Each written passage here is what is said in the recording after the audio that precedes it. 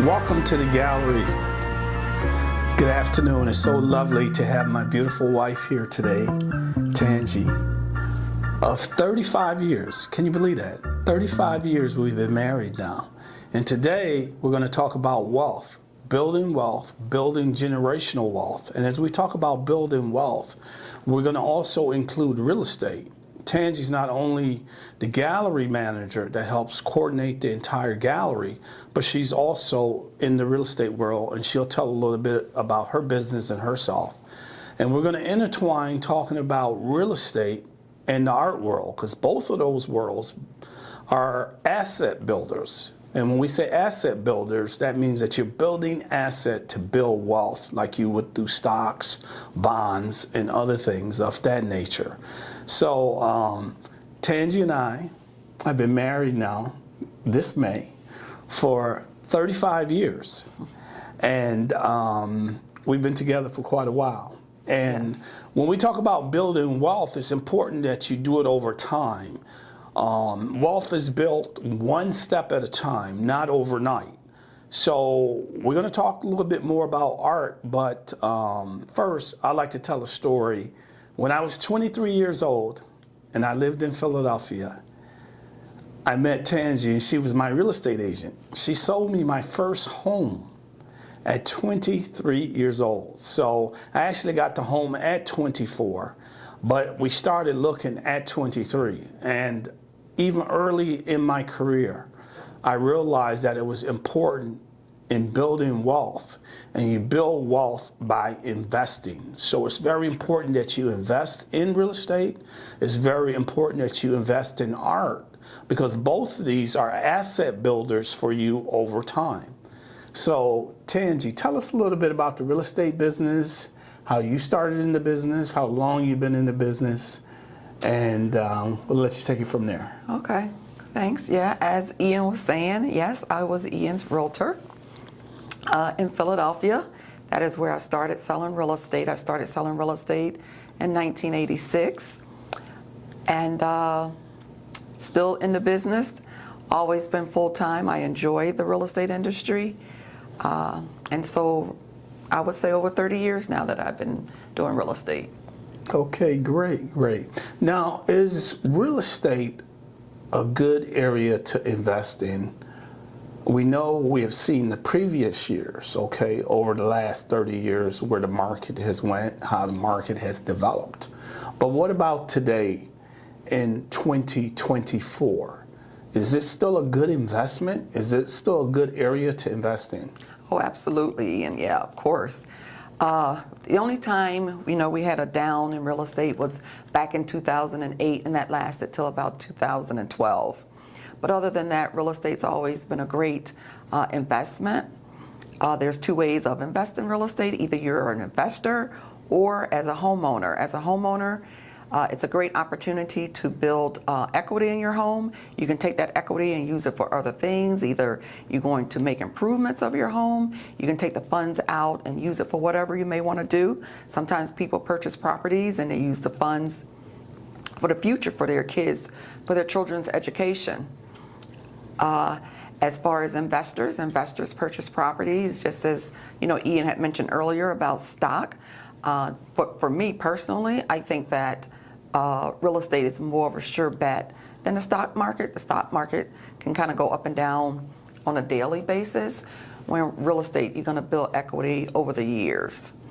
In real estate, we always say location, location, location. That is an absolute true statement. When you're looking for properties, as a homeowner, what I would suggest to someone who's looking to purchase is you always want to look for an area where there's a good school district, even if you don't have children, because the next person coming along to purchase your home, they may have a child and they may want, to be in a good neighborhood. I always tell people I don't sell homes, I sell lifestyles. So what is your lifestyle?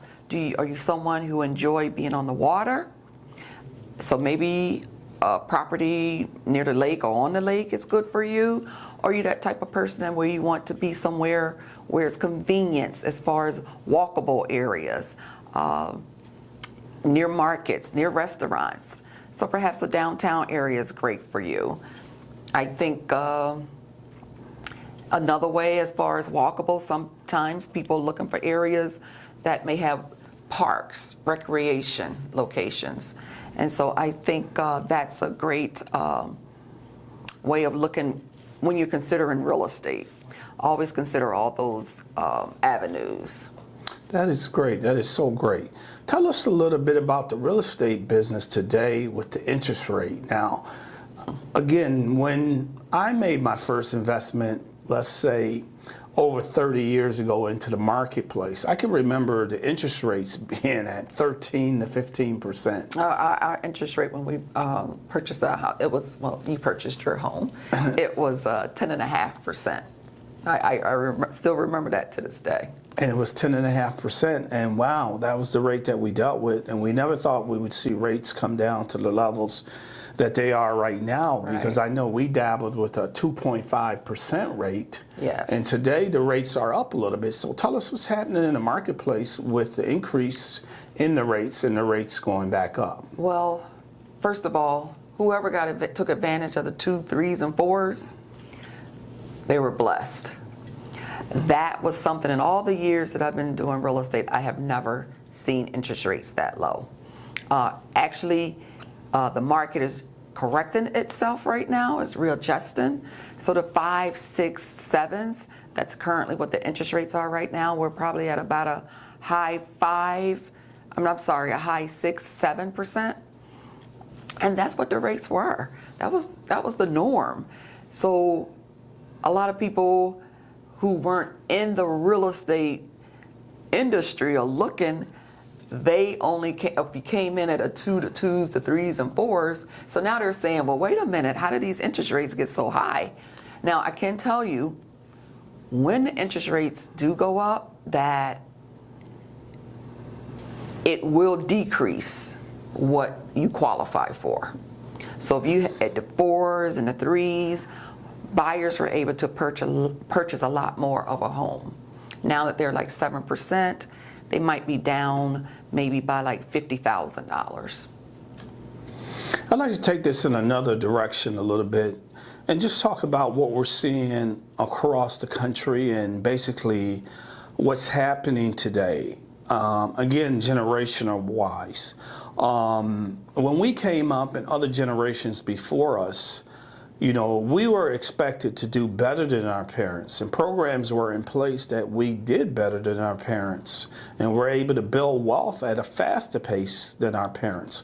But today, I think it's a little bit more difficult for the average individual to build wealth faster than their parents, or I don't see the average young individual purchasing homes at 23 and 24 years old. I do see them start making purchases at 28 or 30. I could be wrong there. This is just my observation, and you could tell us from your professional standpoint, what are you seeing there, and what are you seeing as an effect in the overall market?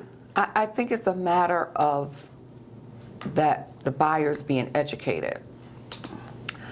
And if the parents are sharing about purchasing instead of renting, I remember I sold a condo to a young lady, 23, fresh out of college.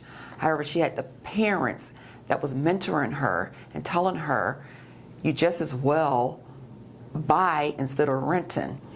The rent rates have gone up probably about 25% higher than what they used to be. And so it makes sense to purchase. Now, when this young lady purchased the property, she also had the backing of her parents. Her parents gave her down payment.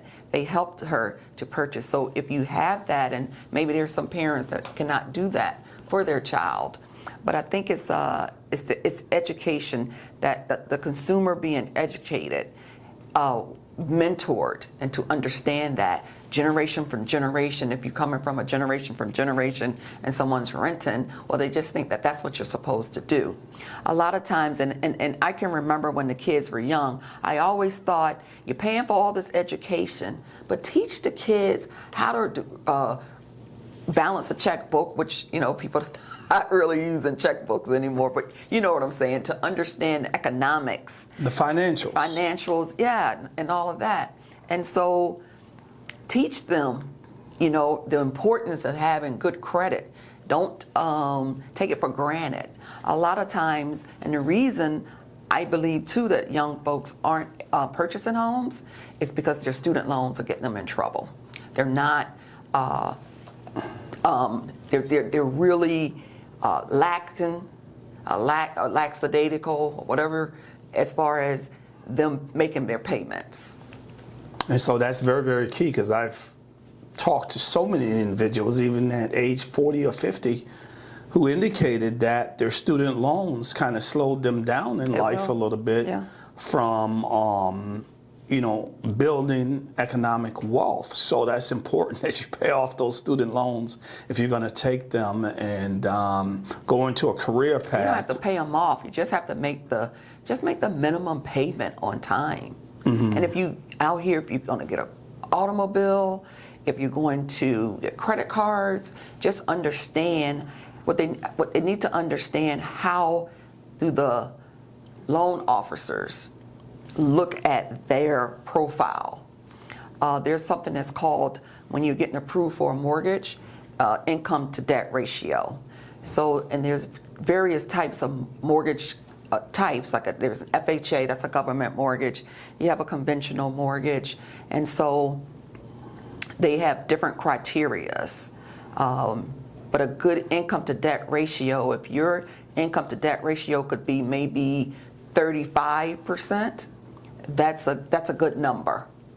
That's not the only thing that they take into consideration is the income to debt ratio. They do look at your credit score. It's very key to understand your credit score. Know what your credit scores are. That's very important. There's a website, it's called creditkarma.com. I tell my clients, get on that site. I'm on that site, and they keep up with all your balances, whether you have a car, credit cards. They teach you how to, listen, you just need to pay a little more to bring your credit scores up. It's a very instrumental tool that I think everyone should be on. I do tell my clients that are starting, and what I do is, when I'm working with buyers, I do have a buyer's consultation with them, and if they're not ready as far as with their credit scores, and sometimes people come in, they don't even know their credit score, and that's the first thing I tell them. Get on creditkarma.com. That's CREDIT,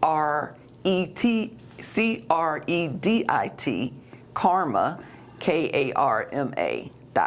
Creditkarma.com. Make sure you're checking on your credit. Now, I want to take a little time here. We started talking about real estate right here in the Welcome to the Gallery podcast.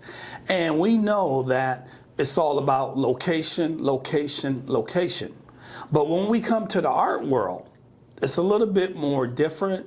It's still building wealth. It's still building assets. But the three key words are education, education, and education. So you are part of the real estate world for over 30 years now, and you've been helping to manage the gallery over 25 years now. So if you could just put your gallerist hat on a little bit, and maybe just tell us a little bit what you see from the art standpoint as far as the growth over the years and how you build wealth in the art portion of the business. And here at Umoja Fine Arts, we also have payment options that you can use in order to purchase art. That's very, very key as you collect your art. And again, building your credit is still key and important to get the right rates.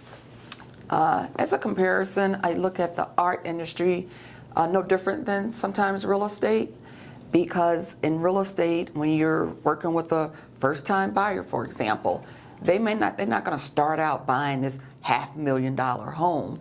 They're going to get a property that's maybe $200,000, $100,000, and then they build that up. They build the equity, and then they move up and they maybe purchase a higher price point. Well, I see that as far as the same with the art.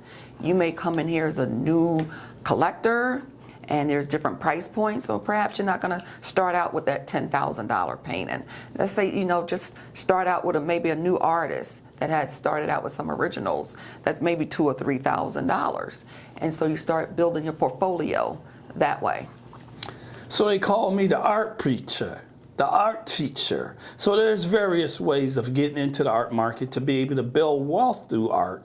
And you can start out with what you call archival prints that are limited edition giclée prints that are signed and numbered, and you will receive a certificate of authenticity with this painting. It's very important that you receive your certificates.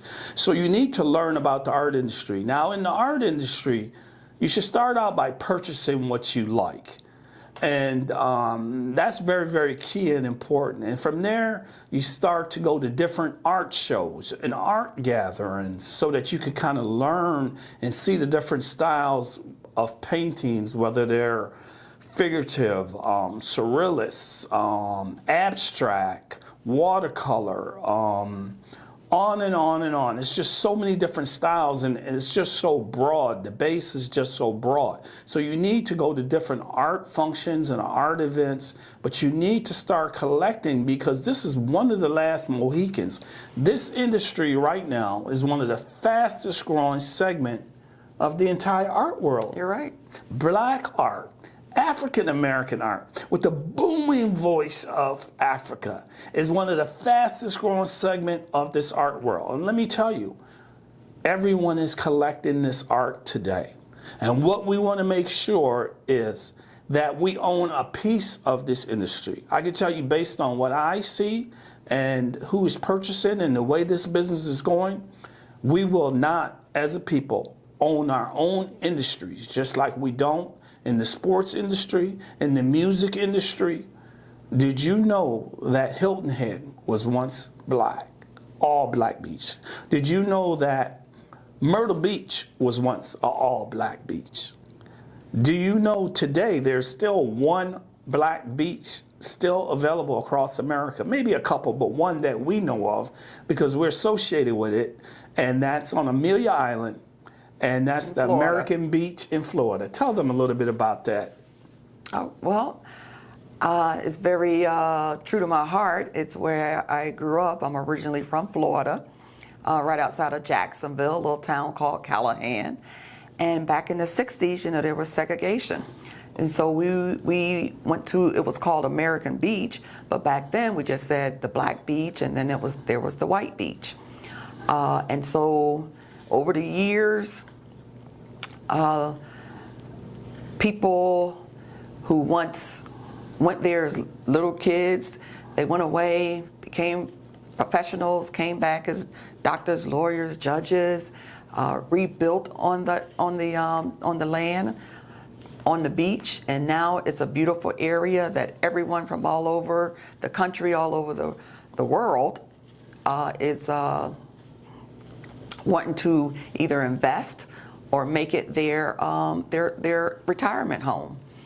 Because we know the other persuasion, they love the beach, they love the water, so we're glad that they did not give that community up in the Jacksonville area, in the Callahan area. And I think the thing that Tanji and I both have in common is pretty much, I'm Jamaican. I was born in Kingston, Jamaica, then I came here to Chicago, Illinois. And then when I was in high school, my father retired and I moved to a small town, Cassopolis, Michigan. So I think we both have that trend of the small town that we feel is very, very important. And this is near and dear to my heart, okay? That we teach and we educate the people across the United States and small town America about building wealth through real estate, building wealth through art, because it's very key and important for you also. So every investment, every dollar counts across the country. It's not about just because you're from a large city that you're investing and that you're doing these things. You could read books. You could also stop into local museums. Usually when you're from a small town, within 30 to 45 minutes, there's a little larger town that gives you some of these assets to be able to see this wealth building so that you can build wealth. Did you want to touch on that at all, Tanji? As far as Just, small town America, because I think that's just so important, because we're not seeing wealth building.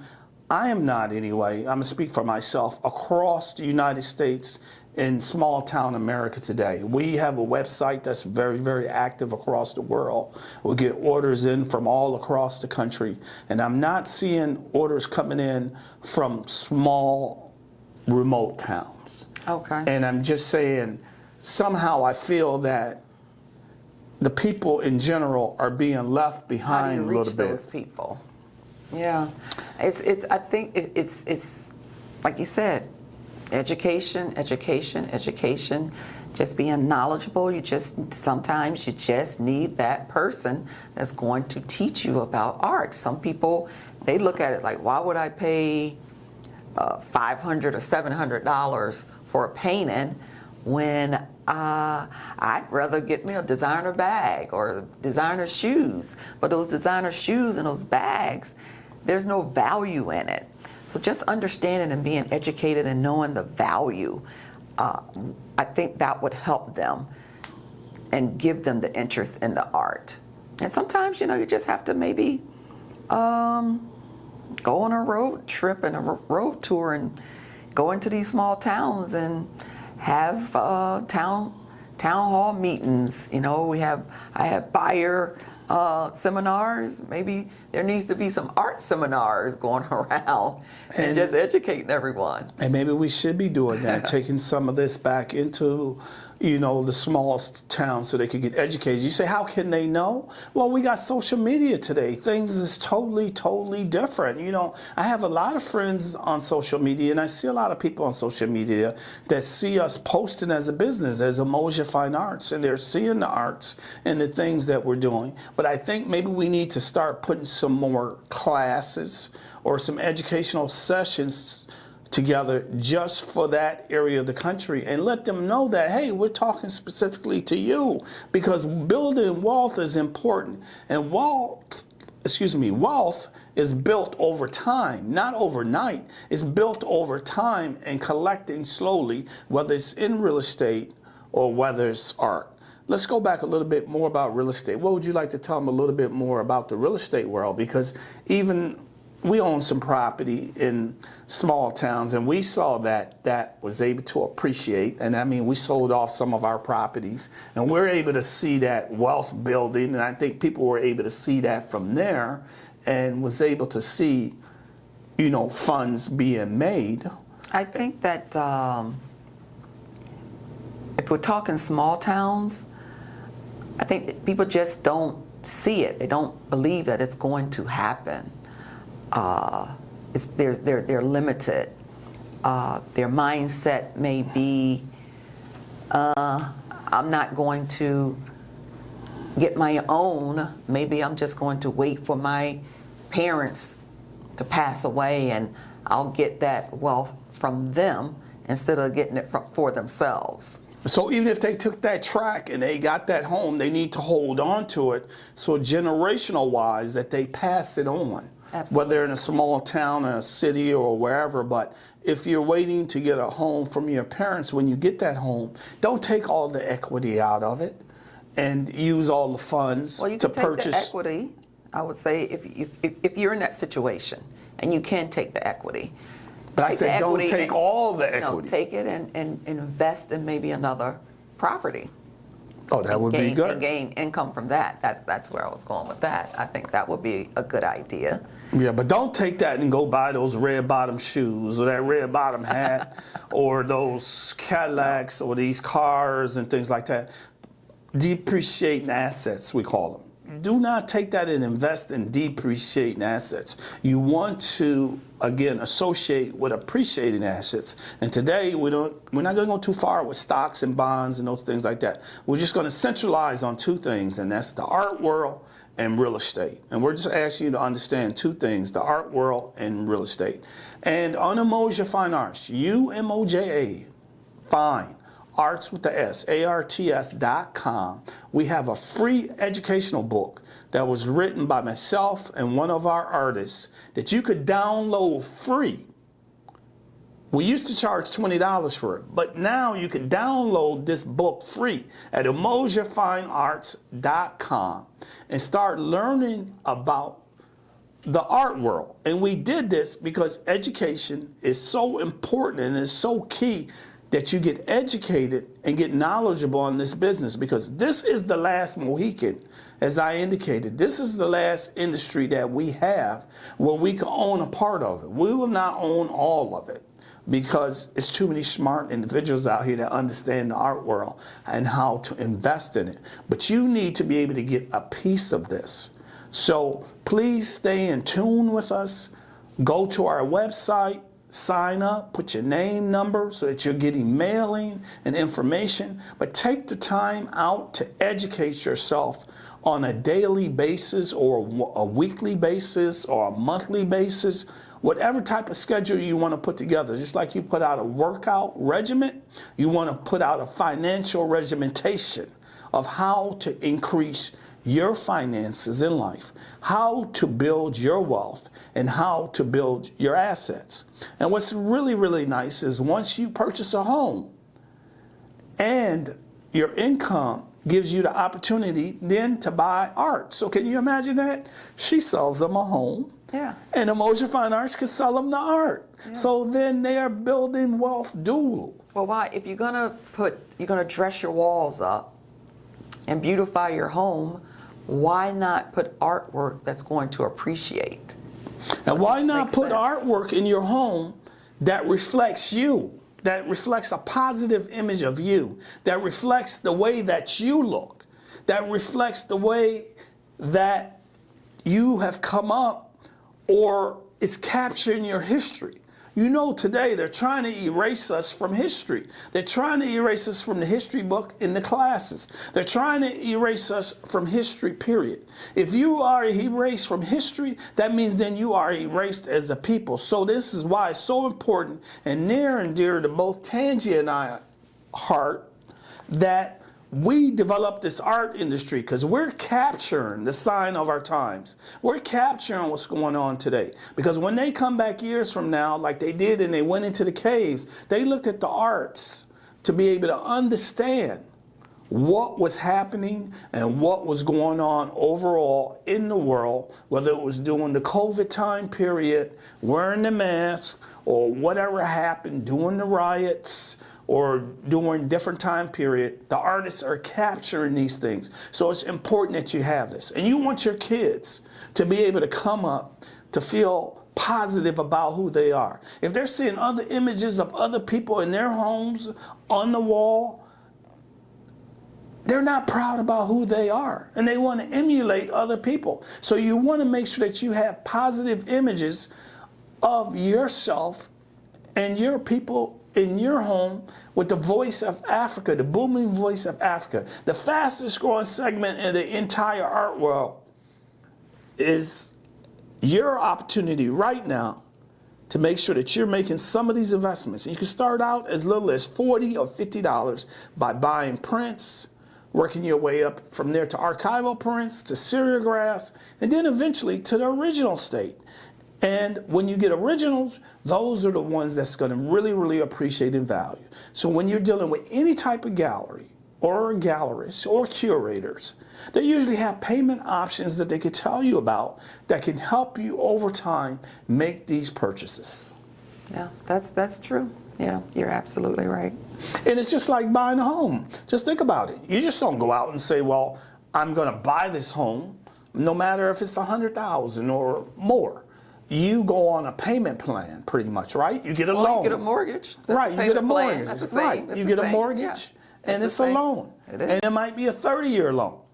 And for those of us who got a little more wealth, a little more asset, you might get a 15-year loan. So you're still getting a loan, which is still a payment plan, if you want to believe it or not. And Umoja Fine Arts has its own payment plan for you without any interest at all, where you can pay on your art and take your art home once you're finished paying for it. Yeah, that's great. I do like that. I do like that. And I think the customers that come in, they really appreciate that. And that's a beautiful thing. They come in and you take your art with you. Is there anything that we left out that you might want to tell us about real estate? Real estate, the market is picking up. People are getting adjusted to that interest rate now and understanding. There's three things you need: food, shelter, and clothing. You cannot live without all of that. So I would just say, if anyone want to know what their buying power is, they can always reach out to me. I do like talking to people personally. Tanji Grant, my number is 248-345-3434. But I do... Is there an email address? Is there somewhere they can email you? Because people like to email. Yeah. My name, Tanji, Tanji, Grant, @gmail.com. Very easy, but I do like to talk with people personally about real estate. I do believe in real estate. Both our kids, they have their own homes now, and one's 30 and one's 33. They understand, they know the importance of it. Were they renting at one point? Absolutely, and there's nothing wrong with starting out as a rental, but you do want that mindset to make sure that it's temporary. I'm only going to be renting temporarily. I need to purchase my home. And believe it or not, there are some plans out here. There's different ways to finance. There are grants available for buyers. Sometimes people think that it's just for first-time buyers. It's not. I know for a fact in the city of Detroit, they have various plans. If you're purchasing in some of the blight areas, they're offering different grants. Reach out to me. I have all that information for you. There's a mortgage that they recently came out. It's like the rural area. So if you're like in the deep, like the country, they call it like the country of Detroit, they have another type of grant for homes in those areas. So there's so many ways of purchasing homes right now. You really don't need a lot of money. You can purchase a home for as little as 3% down. 3% down. 3% down. That's Wow. it. Wow. Yeah. Welcome to the gallery. It's time that you start building wealth.